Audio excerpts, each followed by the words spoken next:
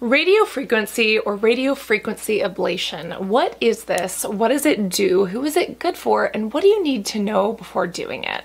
Radiofrequency is used quite often in the dermatology world, but also in the generalized medical world.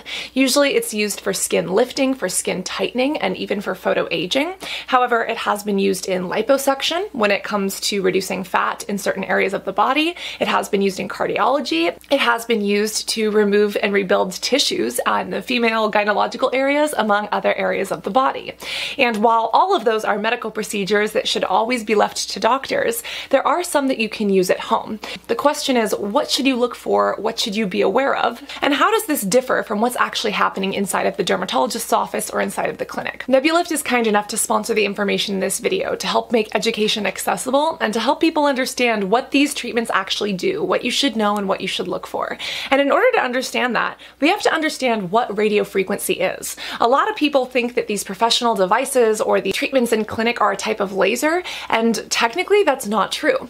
You see, radiofrequency is on the electromagnetic spectrum. We have everything from gamma rays and X-rays to visible light, which is the small fraction of this spectrum that we can actually see.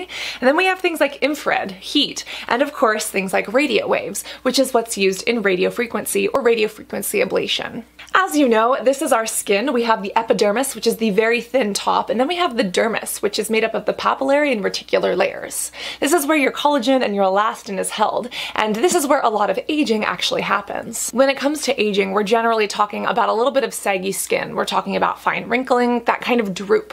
And this mainly comes from two places. The first is, of course, time or chronological based aging.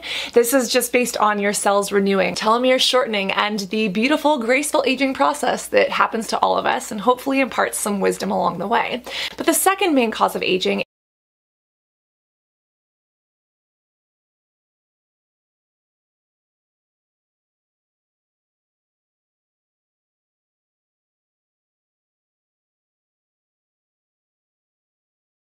No one can ignore a person who loves and treats herself well.